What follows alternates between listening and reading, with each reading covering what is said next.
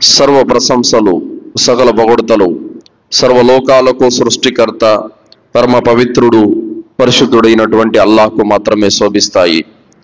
అల్లాహ్ ఆయన తప్ప మరొక ఆరాధ్య దైవం ఎవడు లేడు.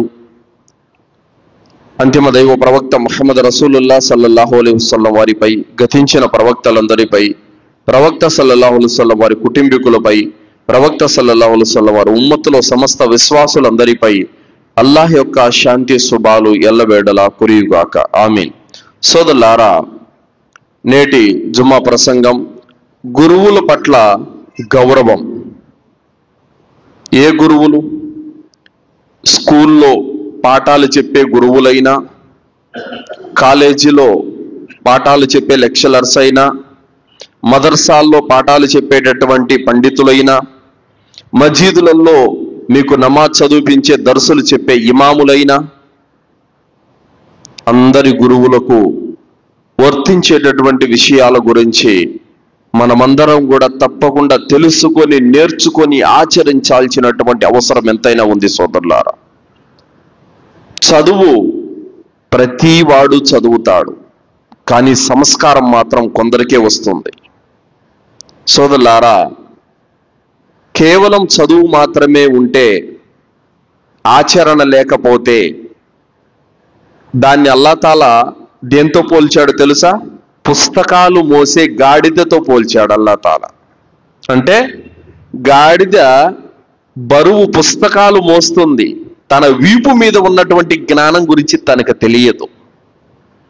అలాగే ఒక వ్యక్తి డిగ్రీ చదువుతాడు, డాక్టర్ చదువుతాడు, లాయర్ చదువుతాడు, పై చదువులు ఆ పై చదువులకు విదేశాలకు కూడా వెళుతుంటాడు, కానీ తల్లిదండ్రులను గౌరవించడం తెలియదు, గురువులను గౌరవించడం తెలియదు. ఆ చదువు పుస్తకాలు మోసే గాడిదతో సమానమని చెప్పడం జరిగింది. కావున సోదరులారా, చదువుంటే సరిపోదు, చదువుతో పాటు కాసింత సంస్కారం కూడా నేర్చుకోవాల్సినటువంటి అవసరం ఎంతైనా ఉంది. సోదరులారా, గురువు అంటే ఎవరు? గురువు అంటే అజ్ఞానాన్ని తొలగించేవాడు, చీకటిని తొలగించేవాడు, మార్గం పైన, చక్కటి మార్గం పైన నడిపించేవాడిని గురువు అని అంటారు. సోదరులారా, అలాంటి గురువులకు నేడు అవమానం జరుగుతోంది అనడంలో ఏ మాత్రం సందేహం లేదు. సోదరులారా, ప్రతిరోజు న్యూస్ పేపర్ ఓపెన్ చేయగానే ఎక్కడో ఒక చోట గురువుల మీద దాడి జరగటమో, కేసులు పెట్టడమో, లేకపోతే కొట్టడమో, లేకపోతే చంపడమో, ఏదో ఒకటి జరుగుతూనే ఉంది, మనం చూస్తూనే ఉన్నాం. మొన్న టీచర్ పైన దాడి, నిన్న ఒక టీచర్ పైన యాసిడ్తో దాడి, నేడు టీచర్నే చంపేసినటువంటి సంఘటన మీకందరికీ తెలుసు. వారం క్రితం రాయచోటిలో ఒక టీచర్ని చంపేశారు విద్యార్థులు. ఎలాంటి పరిస్థితి ఉందంటే సోదరులారా, అప్పటికి ఇప్పటికి ఎంత మారిందంటే, అప్పటి వరకు అల్లరి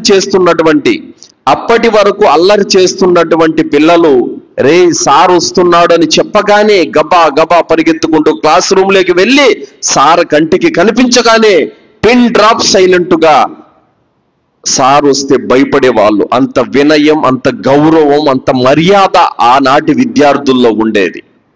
నేడు విద్యార్థుల్లో సార్ వస్తున్నాడని చెప్పగానే వస్తే రాని నాకేమైనా భయమా అన్నటువంటి ఎదురు సమాధానం నేటి విద్యార్థుల్లో కనబడతా ఉంది.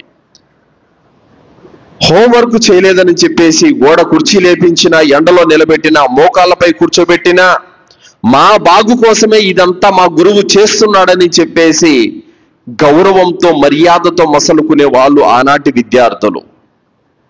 ఒకవేళ హోంవర్క్ చేయలేదని చిన్నపాటి దెబ్బ కొట్టినా కూడా గురువు పైనే తిరగబడి కక్ష పెంచుకొని కావాలంటే గురువును కొట్టేంత, గురువునే చంపేసేంతటి యొక్క పగతో రగిలిపోతున్న నేటి యువత.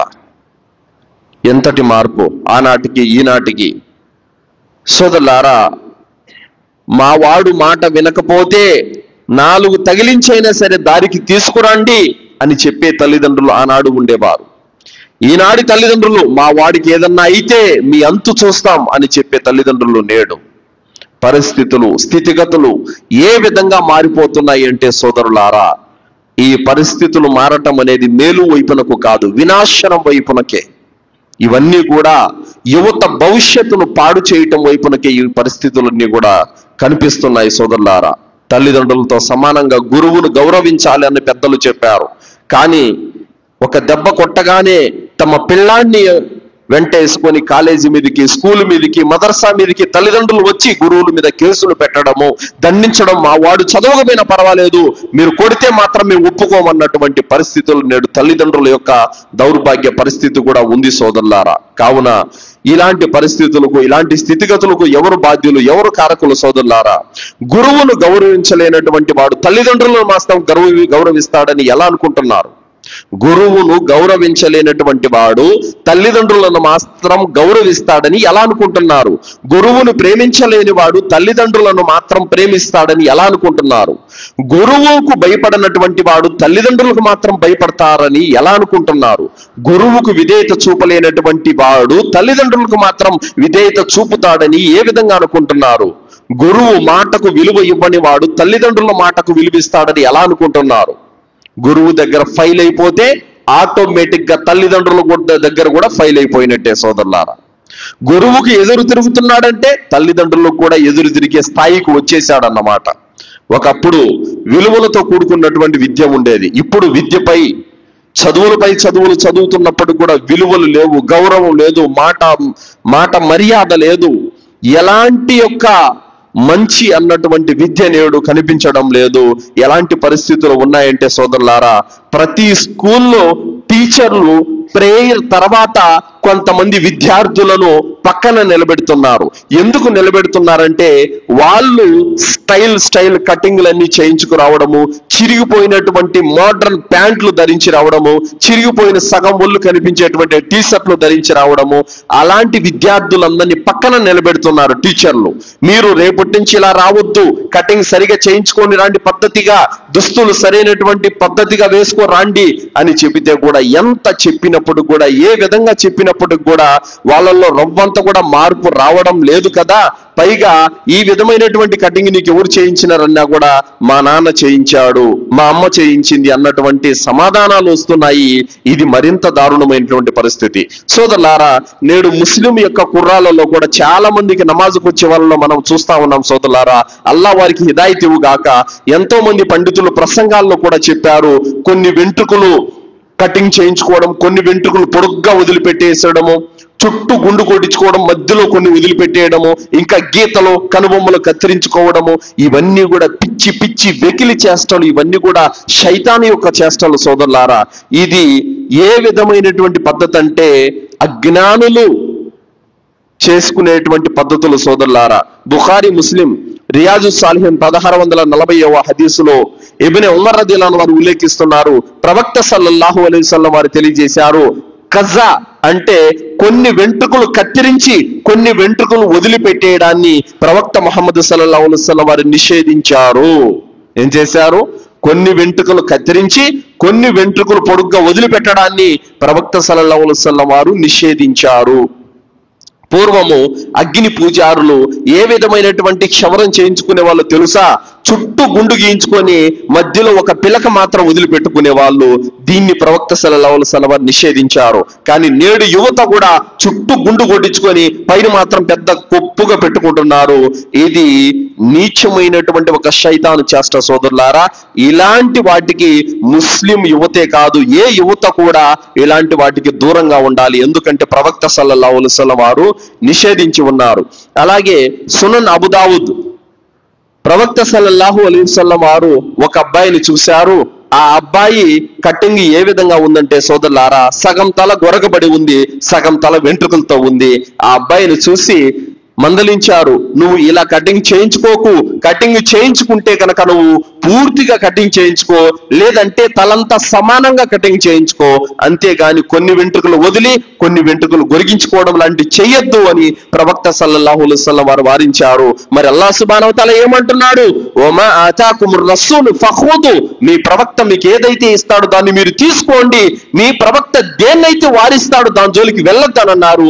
కానీ ప్రవక్త సల్లల్లాహు అలైహి వసల్లం వారు ఈ విధమైన విధమైనటువంటి వెకిలి చేష్టలతో కూడినటువంటి కటింగ్లు చేయించుకోవడం ప్రవక్త గారు వారించారు. కానీ నేడు ముస్లిం సమాజము ఈ విధమైనటువంటి వెకిలి చేష్టల యొక్క కటింగ్లు చేయించడమే కాకుండా మా అబ్బాయి ముద్దుగా ఉన్నాడు చూడండి అని చెప్పి సిగ్గు ఎగ్గు లేకుండా నలుగురికి చూపించుకొని మురిసిపోయే తల్లిదండ్రులు కూడా ఉన్నారు సోదరులారా. ఇమాం సాబ్ ఒక పక్క చెబుతూ ఉంటాడు, ఈ విధమైనటువంటి కటింగ్లు చేయించుకోవద్దునైనా పద్ధతి కాదని చెప్పేసి.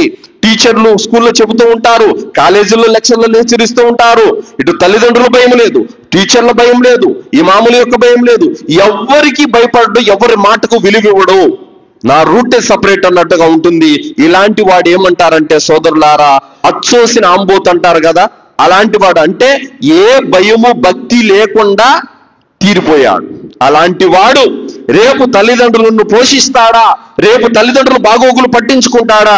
రేపు తల్లిదండ్రుల యొక్క సేవ చేయనైనా చేస్తాడా? చెప్పండి సోదరులారా. పెద్దలు చెప్పారు, మొక్కై వంగనిదే మానవి వంగదని చెప్పి. కావున మన పిల్లల యొక్క దుస్తులు కానీ, కటింగులు కానీ, వారి మాట కానీ, వారి విధానం కానీ, వారి నడవడిక కానీ ప్రతి దాన్ని తల్లిదండ్రులు గమనించి ఎప్పటికప్పుడు చక్కదిద్దాల్సినటువంటి బాధ్యత ప్రతి తల్లిదండ్రుల మీద ఉంది సోదరులారా. కానీ నేడు పరిస్థితులు ఏ విధమైనటువంటి పరిస్థితికి వచ్చాయంటే హద్దులు దాటిపోయాయి.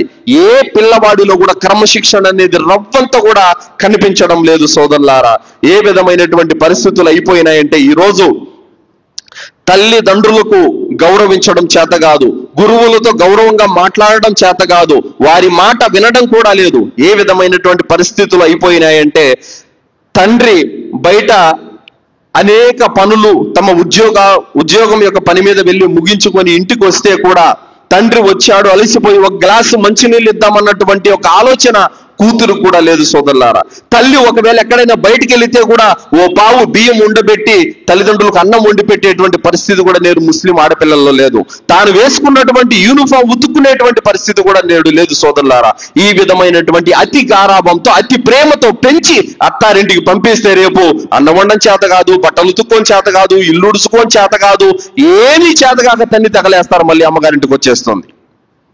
నీకు ముద్దు కారమే, నీకు అతిగారాభమే, కానీ వేరే వారింటికి వెళ్ళిన తర్వాత ఇవన్నీ ఒప్పుకుంటారా? సోదరులారా, మన బిడ్డల్ని, మన సంతానాన్ని చక్కదిద్దుకోవాల్సినటువంటి బాధ్యత మన మీద ఉంది సోదరులారా. మనము తీర్చిదిద్దే విధానమే, మనం ఇచ్చే క్రమశిక్షణే గురువుల దగ్గర ఉంటుంది, బయట సమాజంలోనూ ఉంటుంది, చిన్న పెద్ద ప్రతి చోట కూడా అది కనబడుతుంది సోదరులారా. మనమే విచ్చలవిడిగా వదిలిపెట్టేసినట్లయితే గనక దాని యొక్క ప్రతిఫలం అనేది వారు పెద్దయిన తర్వాత రిజల్ట్ కనబడుతుంది.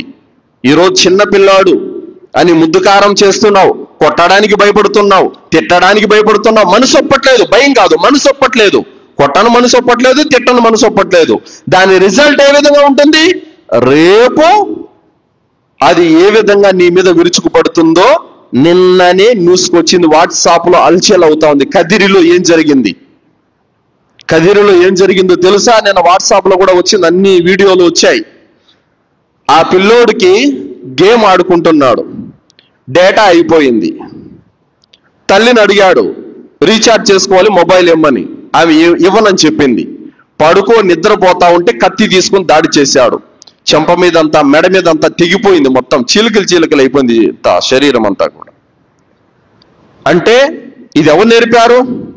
చిన్నప్పుడు మీరు చేసుకునే పనులకు అడ్డొస్తున్నాడని, అల్లరి చేస్తున్నాడని ఫోన్లు గేమ్ పెట్టించి ఆడుకోపోరా అని చెప్పేసి వాడిని పక్కకి ఇచ్చేస్తున్నారు. అది తర్వాత ఏమవుతుంది? అది ఒక వ్యసనంగా మారిపోతుంది, అది ఒక అలవాటుగా మారిపోతుంది. దాని రిజల్ట్ వాడు పెద్ద అయిన తర్వాత మీ ప్రాణాల మీదకే వస్తుంది అది. కావున సోదరులారా, ఇవన్నీ చిన్న చితక విషయాలు కాదు, ప్రతి తల్లిదండ్రులు సీరియస్ గా తీసుకొని చక్కదిద్దుకోవాల్సినటువంటి విషయాలు సోదరులారా. క్రమశిక్షణ, భయం అనేది ఎలా వస్తుంది సోదరులారా? ఒక దెబ్బ కొట్టకూడదు, ఒక తిట్టు అనకూడదు, ఒక పనిష్మెంట్ ఇవ్వకూడదు.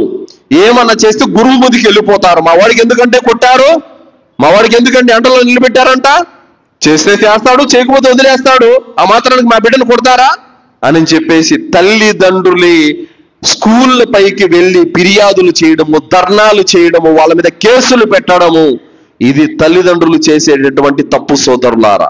గురువు అనేవాడు కొట్టాలి, కొట్టకపోతే విద్య రాదు. మొండి వ్యక్తులు ఉంటారు, మాట వినని వారు ఉంటారు, సోమరిపోతులు ఉంటారు, బద్ధకస్తులు ఉంటారు. గురువులు అనే వాళ్ళందరినీ కొట్టరు, కొందరినే కొడతారు. ఎవరైతే మాట వినరో, ఎవరైతే సోమరితనంగా బద్ధకంతో వ్యవహరిస్తారో, ఎవరైతే మొండిగా ఉంటారో వాళ్ళను మాత్రమే కొడతారు. అలాంటి వాడిని కొట్టకుండానే దారికి వస్తారా? అందరి దగ్గర ప్రేమ పని చేయదు, కొందరి దగ్గర పనిష్మెంట్ అనేది ఉండాలి. కావున మీ బిడ్డను ఏమీ అనకూడదు, కొట్టకూడదు, తిట్టకూడదు. అంటే ఇంకెట్ట దారికి వస్తాడు? ఏ విధంగా దారికి వస్తాడు? సోదరులారా, మీకందరికీ కూడా చెబుతున్నాను, గుర్తుపెట్టుకోండి. మీ యొక్క పిల్లలని స్కూల్లో టీచర్లు కొడుతున్నారంటే వాళ్ళు మీ బిడ్డల్ని చక్కదిద్దుతున్నారని అర్థం, అంతేగాని మీ బిడ్డల్ని ఏదో పాడు చేయాలని కాదు. మీ బిడ్డల భవిష్యత్తును వాళ్ళు మంచిగా తీర్చిదిద్దుతున్నారని అర్థం, అంతేగాని మేము వాళ్ళని ఏదో హింసించాలని కాదు. ఇది ఎందుకు మీకు అర్థం కావడం లేదు? మీ బిడ్డను కొడితే మీకు బాధ కలుగుతుంది. మరి గురువు కొడుతున్నాడంటే అతన్ని చక్కదిద్దడానికి. ఈ విషయాన్ని మనమందరం కూడా అర్థం చేసుకోవాల్సినటువంటి అవసరం ఉంది సోదరులారా. దాని తర్వాత ఒక నెల కింద ఒక వీడియో కూడా వైరల్ అయింది. అదేమిటంటే 7 సంవత్సరాల కుర్రాడు హోంవర్క్ చేసుకోమని తల్లి బ్యాగ్ ఇస్తే ఆ అబ్బాయి హోంవర్క్ చేయకుండా పక్కన పెట్టేసి ఫోన్ తీసుకున్నాడు. తల్లి ఏం చేసింది? ఫోన్ లాక్కునింది. ఆడేం చేశాడు? బ్యాగు తీసుకొని చదువుకున్నట్టే చదువుకొని అలా వెనక్గా వెళ్ళి పెద్ద రోకలి తీసుకుని వచ్చి తల్లి తల మీద కొట్టేశాడు. ఆ వీడియో కూడా వైరల్ అయింది. ఈ పరిస్థితి, ఈ దుస్థితి రేపు నీ ఇంటికి రావచ్చు, నా ఇంటికి కూడా రావచ్చు. ఈ పరిస్థితి పిల్లల్లో రాకముందే మనమందరం కూడా మేలుకోవాలి, చక్కదిద్దుకోవాలి. పిల్లల్లో విలువైనటువంటి విషయాలను మనం నేర్పాలి. వారిలో గౌరవ బుద్ధులు, మాన మర్యాదలు, క్రమశిక్షణ, భయం, భక్తి ఇవన్నీ పెంపొందించాల్సినటువంటి బాధ్యత మనలో ఉంది సోదరులారా. విచ్చలివిడిగా వదిలిపెట్టేశామంటే కనుక ఏ విధంగా అయిపోతుందంటే, ఒక ఆంబోతును మనం పగ్గం వదిలిపెట్టేస్తే ఏ చేలో బడిబి మేస్తుందో తెలియదు. అలాగే కట్టేసినంతసేపు అది మట్ట మర్యాదగా ఉంటుంది. అలాగే మనము కూడా మన పిల్లల్ని హద్దుల్లో పెట్టుకోవాలి. మన పిల్లల్ని ఖచ్చితంగా విలువలతో కూడినటువంటి సంస్కరణ వైపునకు తీసుకురావాలి. అప్పుడే రేపు అతని యొక్క సంసారాన్ని కూడా అతను చక్కదిద్దుకోగలుగుతాడు సోదరులారా. కావున ఇవన్నీ కూడా నేడు సమాజంలో ఏ విధంగా అయిపోయాయి అంటే సోదరులారా, అడ్డు అదుపు, క్రమశిక్షణ, భయం, భక్తి అనేవి లేకుండా అయిపోయాయి. ఇక రండి సోదరులారా, ఇస్లాం ధర్మం గురువు పట్ల ఏ విధంగా ఉండాలని చెబుతుంది, ఏ విధమైనటువంటి క్రమశిక్షణ ఇస్లాం నేర్పుతుంది మనం తెలుసుకుందాం. ప్రవక్త ముహమ్మద్ రసూలుల్లాహ్ సల్లల్లాహు అలైహి వసల్లం వారు గురువు. అల్హమ్దులిల్లా, ఈ ఉమ్మతికే గురువు ఆయన. అల్హమ్దులిల్లా, ఆయన దగ్గర విద్య నేర్చుకున్నటువంటి వ్యక్తులు సహాబాలు. సహాబాలు ప్రవక్త సల్లల్లాహు అలైహి వసల్లం వారితో ఏ విధంగా మసలుకునేవారు, ఈ విషయాన్ని కూడా మనము ఖురాన్ మరియు హదీసుల వెలుగులో తెలుసుకుందాం. అల్లాహ్ సుబ్హానహు తఆలా 58వ సూర 11వ ఆయతలో అల్లాహ్ అంటున్నాడు, వల్లదీన ఊతుల్ ఇల్మ దరజాత్, మీలో జ్ఞానం ప్రసాదించబడినటువంటి వారి అంతస్తులను అల్లాహ్ పెంచాడు. అంటే గురువులకి ఎవరికైతే జ్ఞానం ఇచ్చాడో అల్లాహ్ సుబ్హానహు తఆలా, ఆ బోధకులకి, ఆ గురువులకి అల్లాహ్ తన స్థానాన్ని ప్రసాదించాడు. అల్హమ్దులిల్లా. కావున అల్లాహ్ తాలా ఆ జ్ఞానవంతులకి రెస్పెక్ట్ ఇచ్చాడు, స్థానాలు పెంచేసి. అల్హమ్దులిల్లా. కావున మనము కూడా మనలోని ఆలిములు, గురువులు, విద్యావంతులు ఎవరైతే ఉన్నారో వారిని గౌరవించాల్సినటువంటి బాధ్యత మనపై ఉంది సోదరులారా. సోదరులారా, అల్లాహ్ సుబ్హానహు తఆలా ఖురాన్ గ్రంథంలో 49వ సూర 2వ ఆయతలో అంటున్నాడు, యా అయ్యుహల్లదీన ఆమను లా తర్ఫౌ అస్వాతకుం ఫౌక సౌతిన్ నబీ, ఓ విశ్వసించినటువంటి ప్రజలారా, మీ కంఠ స్వరాలను ప్రవక్త కంఠస్వరం కంటే పెంచి మాట్లాడకండి. అల్లాహ్ సుబ్హానహు తఆలా ఈ ఆయతను అవతరింపచేశాడు. ఒక సహాబీ భయపడిపోయారు. అప్పటి వరకు ఆయన ప్రవక్త సల్లల్లాహు అలైహి వసల్లం వారి దగ్గర ఎలా మాట్లాడేవాడు తెలుసా? పెద్ద స్వరంతో మాట్లాడేవారు. ఈ ఆయతు ఎప్పుడైతే అవతరించిందో ప్రవక్త సల్లల్లాహు అలైహి వసల్లం, నువ్వేం చెప్తున్నావో నాకు వినపడలేదయా అనేవారు. అంతగా తగ్గించుకున్నాడు తన స్వరాన్ని. సోదరులారా, ప్రవక్త సల్లల్లాహు అలైహి వసల్లం వారు ఒక గురువు, సహాబీలు శిష్యులు. శిష్యులు గురువు దగ్గర ఏ విధంగా మాట్లాడాలో విధానాన్ని నేర్పుతున్నాడు అల్లాహ్ సుబ్హానహు తఆలా. ఆ ప్రవక్త కంఠస్వరం కంటే మీది పెద్ద కంఠస్వరం చేసి మాట్లాడకండి, తగ్గండి, మీ స్వరాలను తగ్గించి మాట్లాడండి అని అల్లాహ్ సుబ్హానహు తఆలా ఏ విధమైనటువంటి ధర్మాన్ని మనకు నేర్పుతున్నాడో చూడండి. కావున సోదరులారా, ఒక గురువు దగ్గర మనం కూర్చున్నామంటే ఆయన మాట కంటే మన మాట పెద్దది కాకూడదు, ఆయన స్వరం కంటే మనం హెచ్చు స్వరంతో మాట్లాడకూడదు. సోదరులారా, ఇబ్నే మాజా ప్రవక్త సల్లల్లాహు అలైహి వసల్లం వారి హదీసులో తెలియజేశారు, జ్ఞానం పొందే వ్యక్తి తన గురువు వద్ద వినయంతో గౌరవంతో మసలుకోవాలి. ఏమంటున్నారు? జ్ఞానం పొందే వ్యక్తి తన గురువు వద్ద వినయంతో గౌరవంతో మసలుకోవాలని ప్రవక్త సల్లల్లాహు అలైహి వసల్లం వారు చెప్పారు. బుఖారీ హదీసు. ప్రవక్త సల్లల్లాహు అలైహి వసల్లం వారు అంటున్నారు, పెద్దల పట్ల గౌరవం లేనివాడు, చిన్నల పట్ల దయ లేనివాడు మాలోని వాడు కాదు అని చెప్పారు. పెద్దల పట్ల గౌరవం అనేది ఉండాలి, మరి గురువుల పట్ల ఇంకెంత గౌరవం ఉండాలి. అలాగే సోదరులారా, ప్రవక్త సల్లల్లాహు అలైహి వసల్లం వారు తెలియజేశారు, మన్ తఅల్లమల్ ఖుర్ఆన వఅల్లమ, మీలో ఎవరైతే ఖుర్ఆన్ నేర్చుకొని ఇతరులకు నేర్పిస్తాడో అతను మీలో అందరికంటే ఉత్తముడు అని చెప్పారు ప్రవక్త సల్లల్లాహు అలైహి వసల్లం వారు. అంటే ఖురాన్ నేర్చుకున్నాడు, నేర్చుకొని మళ్ళీ ఇతరులకు కూడా నేర్పుతున్నాడు. ఇతరులకు నేర్పేది ఎవరు? గురువు. ఆ గురువు మీలో అందరికంటే ఉత్తముడు అని ప్రవక్త సల్లల్లాహు అలైహి వసల్లం వారు చెప్పారు. కావున సోదరులారా, మీరు ఒక ఇమాం సాబ్ దగ్గర కానీ, ఒక ఆలిం దగ్గర కానీ, ఒక టీచర్ దగ్గర కానీ విద్య నేర్చుకుంటున్నప్పుడు అతన్ని ఉత్తమంగా భావించి మీరు విద్యను నేర్చుకోవాలి సోదరులారా. ఎందుకంటే గురువుకు విధేయత చూపలేని వాడు విద్యను పొందుతాడంటే ఏ మాత్రం కూడా పొందలేడు. ఆ విద్య అతనికి ఏ మాత్రం లాభదాయకం కూడా కాదు సోదరులారా. అబ్దుల్లా బిన్ అమర్ రదియల్లాహు అన్హు యొక్క ఉల్లేఖనం, ప్రవక్త ముహమ్మద్ సల్లల్లాహు అలైహి వసల్లం వారు ఒకానొక సందర్భంలో మస్జిద్ నబవీలోకి వచ్చారు. నబవీలోకి వస్తే ప్రవక్త సల్లల్లాహు అలైహి వసల్లం వారు అక్కడ రెండు దృశ్యాలను చూశారు. ఒక దృశ్యం ఏమిటంటే, ఒక బృందము నమాజులు చదువుకుంటూ జిక్రు చేసుకుంటూ ఉన్నారు. మరొక బృందము చదువు రాని వారందరూ ఒక చోట కూర్చొని గురువు దగ్గర విద్య నేర్చుకుంటున్నారు. ఈ రెండు చూశారు. ఒక పక్క నమాజులు చదువుకుంటున్నారు, జిక్రు చేసుకుంటున్నారు, ఖురాన్ చదువుకుంటున్నారు వీళ్ళు ఒక పక్క. ఇంకో పక్క ఎవరు? చదువు రాని నిరక్షరాస్యులందరూ ఒక గురువు దగ్గరకు పోయి అక్షరాలు నేర్చుకుంటున్నారు. ప్రవక్త ముహమ్మద్ సల్లల్లాహు అలైహి వసల్లం వారు ఈ రెండు దృశ్యాలు చూసి అన్నారు, ఈ రెండు వర్గాలు కూడా మంచి పనే చేస్తున్నాయి, రెండు వర్గాలు కూడా పుణ్యకార్యాలే చేస్తున్నాయి. అయితే నమాజు చదువుతూ జిక్రు చేసుకుంటూ ఆరాధనలో గడిపే వర్గం కంటే చదువు రాని వారికి విద్య నేర్పే వర్గమే గొప్పది అని ప్రవక్త సల్లల్లాహు అలైహి వసల్లం వారు చెబుతూ అన్నారు. నేను కూడా ఈ ఉమ్మత్కి గురువుగానే వచ్చాను, నేను కూడా బోధకుడుగానే వచ్చాను అని ప్రవక్త సల్లల్లాహు అలైహి వసల్లం వారు చెప్పారు. కావున ఆరాధన చేసే ఆరాధకుడు కంటే కూడా విద్య నేర్పేటటువంటి వాడు గొప్పవాడని ఈ హదీస్ ద్వారా మనకు అర్థమైంది.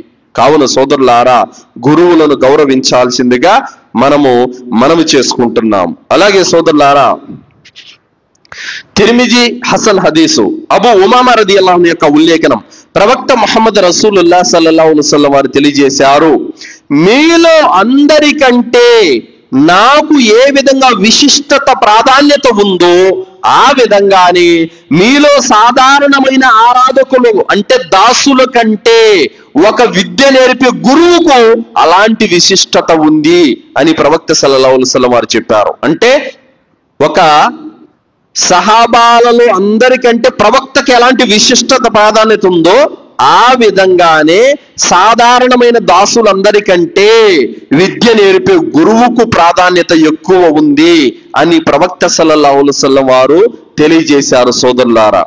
అలాగే సోదరులారా, ప్రజలకు మంచిని బోధించేవారు, విద్యను నేర్పేటటువంటి గురువు గురించి ప్రవక్త సల్లల్లాహు అలైహి వసల్లం వారు ఏమన్నారంటే సోదరులారా, ఎవరైతే ప్రజలకు మంచిని బోధిస్తాడో, ఎవరైతే ప్రజలకు విద్యను నేర్పుతాడో ఆ వ్యక్తి పైన అల్లాహ్ సుబ్హానహు తఆలా కారుణ్యాలను కురిపిస్తూ ఉంటాడు. ఇంకా భూమిలో ఆకాశాల్లో ఉన్న వారందరూ కూడా వారి కొరకు దువా చేస్తారు. దైవ దూతలు కూడా అల్లా కరుణ కురవాలని దువా చేస్తారు. పుట్టల్లో ఉన్నటువంటి చీమలు కూడా దువా చేస్తాయి. సముద్ర గర్భంలో ఉన్న చేపలు కూడా అల్లాతో దువా చేస్తాయి. గాలిలో తిరిగే పక్షులు కూడా అల్లాతో దువా చేస్తాయి. ఏ వ్యక్తి అయితే ధర్మాన్ని బోధిస్తున్నాడో, విద్యను నేర్పుతున్నాడో, అతని పైన అల్లా కరుణ కురవాలని. అల్హమ్దులిల్లా, ఇంతటి ప్రాధాన్యత అనేది ఉంది సోదరులారా. గురువు సన్నిధిలో ఎలా ఉండాలి? ఎలా ఉండాలంటే సోదరులారా, గురువు సన్నిధిలో ఓపికతో, సహనంతో, వినయ విధేయలతో ఉండాలి సోదరులారా. అల్లాహ్ సుబ్హానహు తాలా 62వ సూరా అల్ జుమా 11వ ఆయతులో అల్లాహ్ తాలా ఏమంటున్నాడంటే, ఓ ప్రవక్త, ఏ వర్తక బిడారం కనిపించినా, ఏ వినోదం కనిపించినా నువ్వు నిలబడి ప్రసంగిస్తున్న స్థితిలో నిన్ను వదిలేసి వెళ్ళిపోతున్నారు. వాళ్ళు దేనికోసమైతే పరిగెడుతున్నారో దానికంటే విలువైనది, ఉత్తమమైనది పరలోకమని అల్లాహ్ సుబ్హానహు తాలా తెలియజేశాడు. అసలు ఏం జరిగిందంటే, ప్రవక్త సల్లల్లాహు అలైహి వసల్లం వారు జుమ్మా రోజున ప్రవక్త గారు ప్రసంగిస్తున్నారు. ఈ లోపు ఏం జరిగిందంటే, మదీనాలోకి వ్యాపార వర్తకం ప్రవేశించింది. కొంతమంది సరుకులు తీసుకొని వచ్చారు. ఇక్కడ కూర్చొని అందరూ ఏం చేశారు? ఒక్క ఉదుటున ప్రవక్త గారు ప్రసంగిస్తుంటే పట్టించుకోకుండా నేరుగా వెళ్ళిపోయారు బజార్లోకి. అప్పుడు ఈ ఆయత అవతరించింది. అంటే ఒక గురువు ప్రసంగిస్తూ ఉంటే శ్రద్ధగా వినాలే తప్ప అలా వస్తువులు వచ్చినందుకో, వ్యాపారం పని మీదనో ఈ విధంగా లేచి వెళ్ళిపోకూడదని అల్లాహ్ సుబ్హానహు వ తఆలా ఇందులో మనకు ధర్మాన్ని నేర్పాడు. కానీ ఈరోజు ముస్లిం సోదరుల్లో కూడా ఎలాంటి పరిస్థితి ఉందంటే సోదరులారా, ఎవరైనా ఒక గురువు వచ్చి, ఒక ఆలిం వచ్చి ప్రసంగం చేస్తూ ఉంటే ఆ డోర్ దగ్గర కిర్రమని శబ్దం రాకూడదు, అందరూ దాని వైపు చూస్తారు. ఎవడైనా ఒక్కళ్ళు లేచిపోకూడదు, అందరూ అతని వైపు చూస్తారు. ఈ గీరుకోవటమేమి, గోకోవటమేమి, అట్టనొసకడమేమి, ఇటనొసకడమేమి, ఫోన్ వస్తే బయటికి వెళ్ళిపోవడమే, అబ్బో మామూలు తతంగాలు కాదు. ఇది పద్ధతి కాదు, ఇది పద్ధతి కానే కాదు.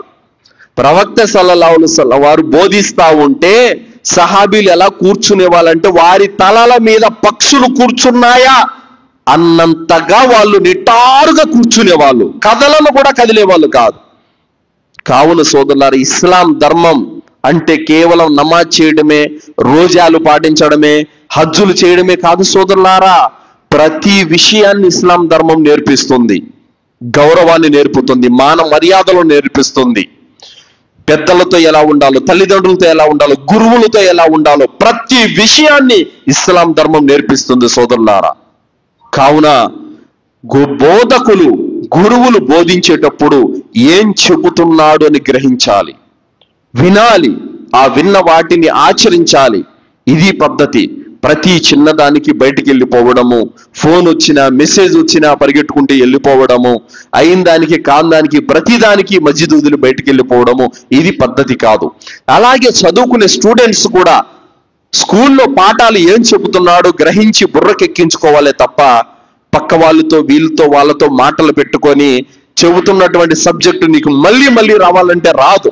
కావున శ్రద్ధగా విని వాటిని మనము తప్పనిసరిగా పాటించాల్సినటువంటి అవసరము ఉంది సోదరులారా.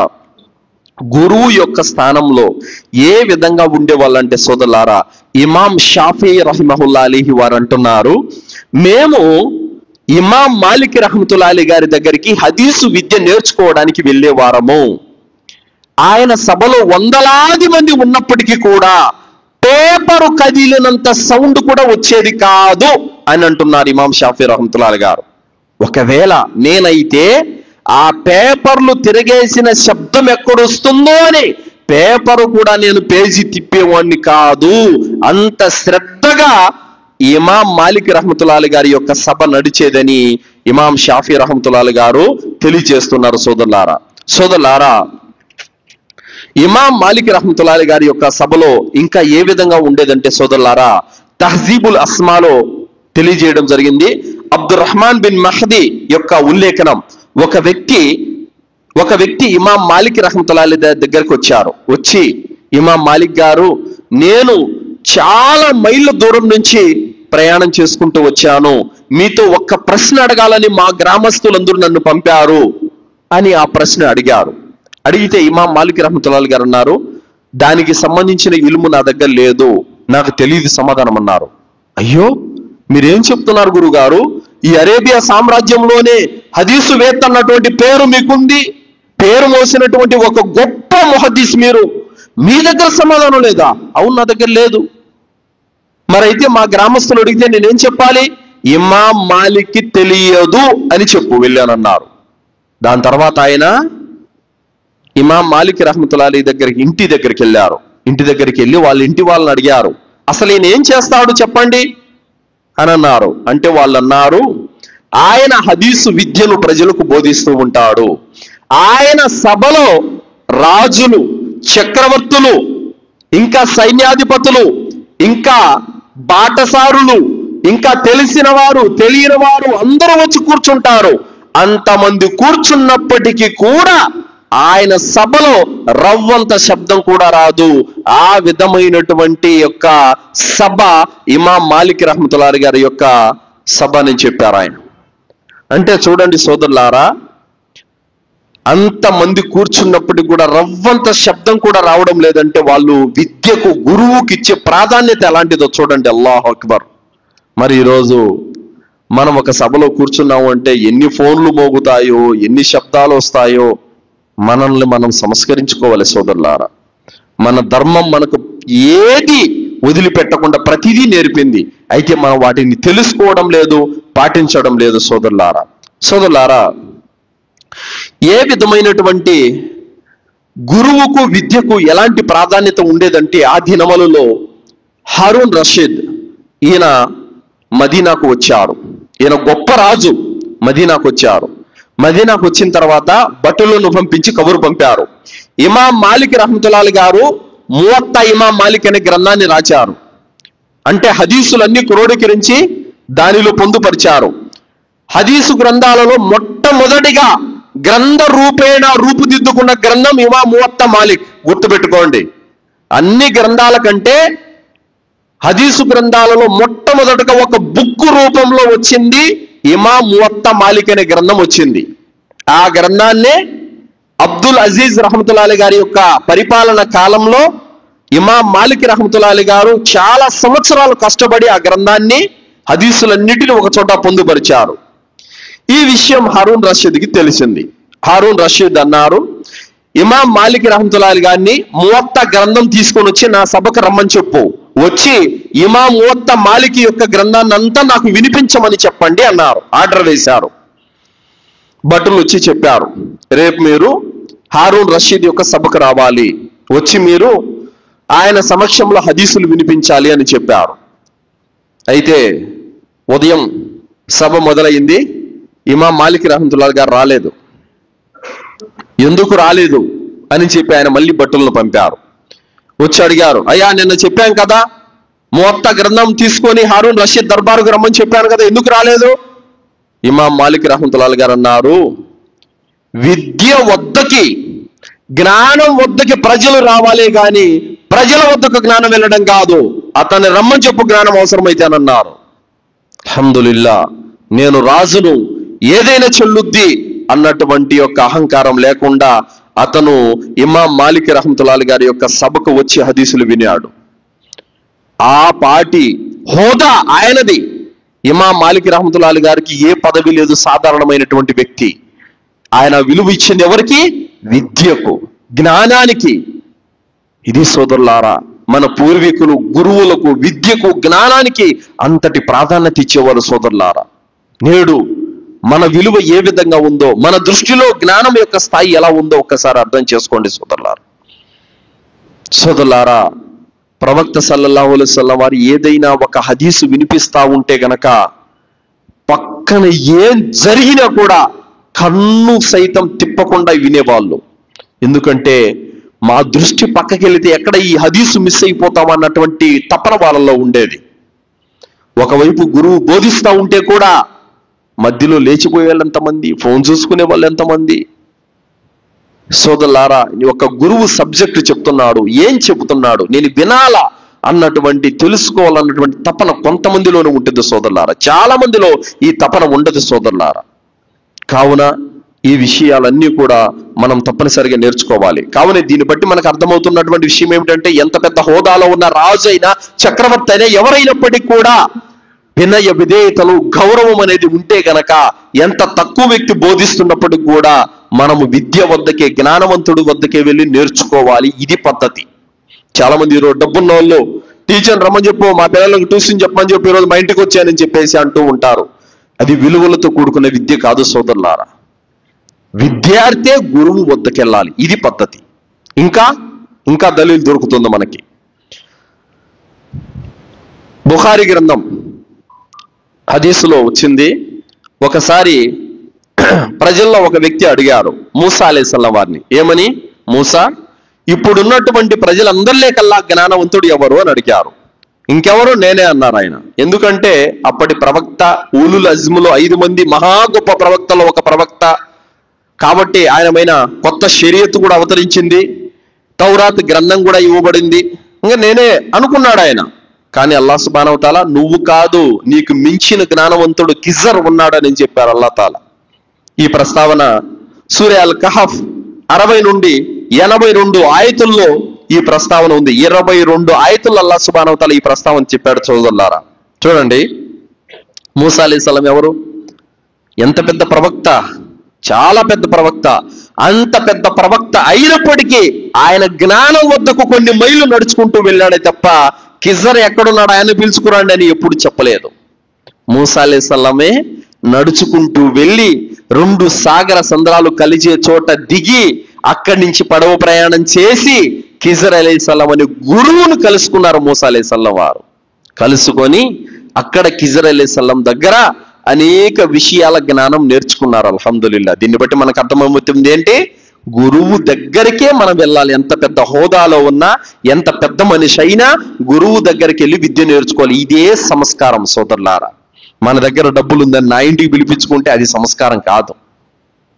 తర్వాత గురువు దగ్గర ఓపికతో, సహనంతో ఉండాలి సోదరులారా. అతను కొట్టినా, తిట్టినా, మందలించినా, అతను ఇంకా ఏదైనా చేయకూడని పని చేసినా కూడా సహనంతో ఉండాలి.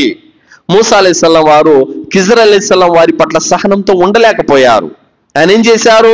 పడవ ప్రయాణం చేసి పడవను పగలగొట్టారు. అయ్యో, అన్యాయంగా పడవను పగలగొట్టారేంటండి అని అన్నారు. మూసా, నేను చెప్పాను నువ్వు సహనంతో ఉండలేవని అని అన్నారు.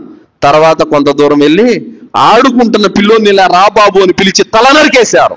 అయ్యో, ఎంత దుర్మార్గము! ఆడుకుంటున్న పిల్లోని, అన్యం పుణ్యం తెలియని పిల్లోని చంపేసావు, నీకేంటయ్యా అసలు అని చెప్పేసి ఓర్పు, సహనం పట్టలేకపోయారు. తర్వాత ఒక పట్టణంలోకి వెళితే అక్కడ గోడ పడిపోతా ఉంది. ఆ గోడ నిలబెట్టారు. దీంతో మనకి ఏమన్నా పని?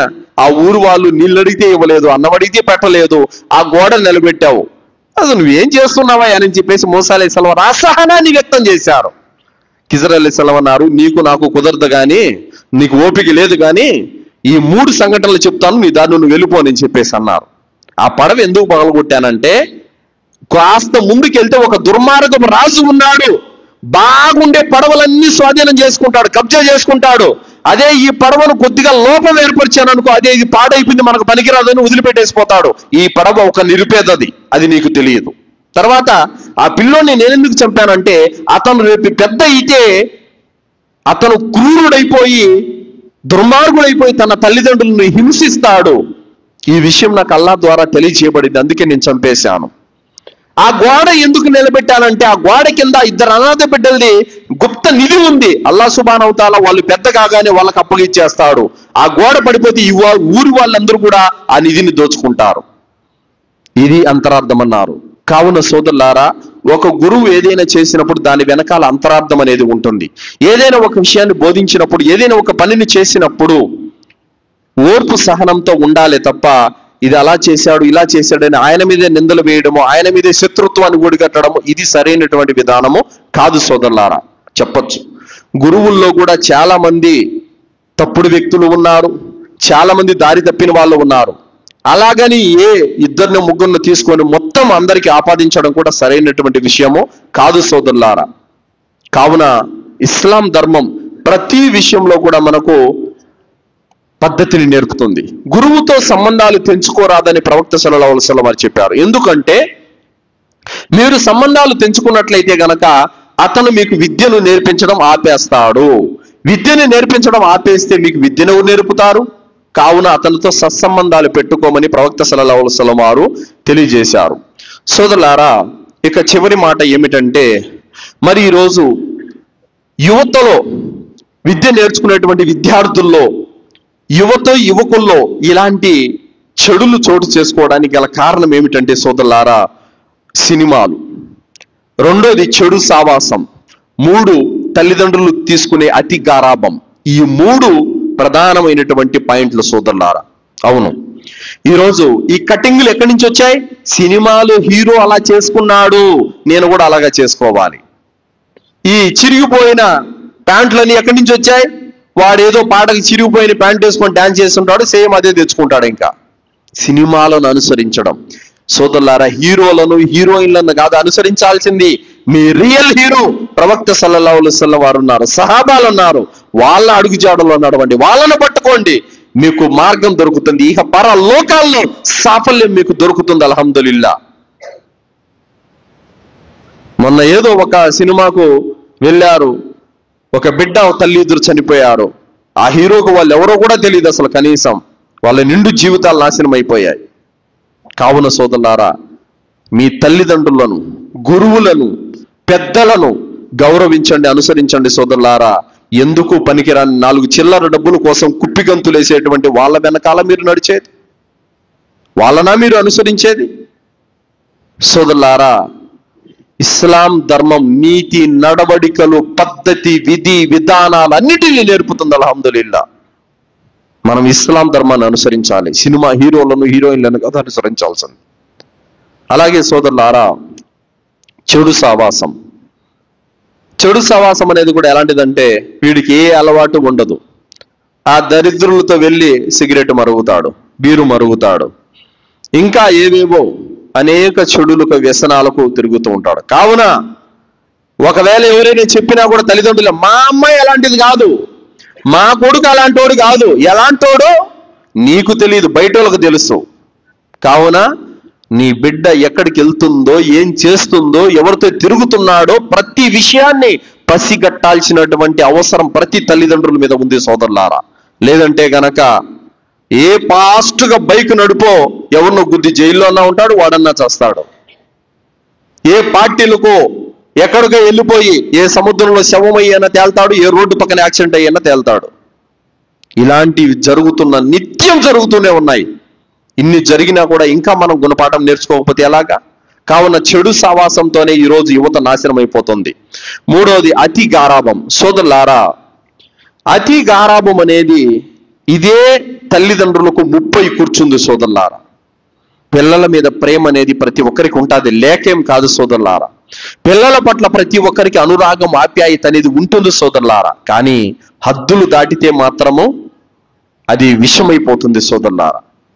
చక్కెర అనేది కూడా తీపిగానే ఉంటుంది, చక్కెర ఎక్కువ అయిపోతే ఏమవుతుంది? ప్రాణానికే ముప్పు సోదరులారా. అలా ఏమిటంటే, మీ బిడ్డల్ని మీరు ఎంత ప్రేమిస్తున్నారో అంతే భయంలో కూడా పెట్టండి. మీ బిడ్డలకు ఎంత స్వతంత్రాన్ని ఇచ్చారో అంతే కట్టుబాట్లలో కూడా పెట్టండి. నమాజుకు పోకపోతే మందలించండి. గురువు దగ్గర సరిగా అతని నడవడికి లేకపోతే మందలించండి. మీరు ఒకవేళ గురువు ఫిర్యాదు చేశాడు, ఈరోజు హోంవర్క్ చేయలేదని, ఎందుకు చేయలేదు నువ్వు అని చెప్పేసి దండగించండి, మందలించండి. అంతేగాని మీరు గురువు మీదకు పోవడం కాదు, ఇది తప్పు. కావున సోదరులారా, విలువలు లేనటువంటి విద్య ఎలాంటి ప్రయోజనము కాదు. కావున విలువలతో కూడినటువంటి, గౌరవ మర్యాదలతో కూడినటువంటి సంస్కారం అనేది మన బిడ్డలకు మనం నేర్పుకోవాల్సినటువంటి బాధ్యత మన మీద ఉంది సోదరులారా. అల్లాహ్తో దువా చేస్తూ ముగిస్తున్నాను. విన్నటువంటి విషయాలపైన సదాచరణ చేసే సద్బుద్ధిని అల్లాహ్ మనందరికీ ప్రసాదించుగాక. అల్లాహ్ సుబ్హానహు వ తఆలా మనందరికీ కూడా ఖురాన్, హదీసు వెలుగులో జీవితం గడిపే భాగ్యాన్ని ప్రసాదించుగాక.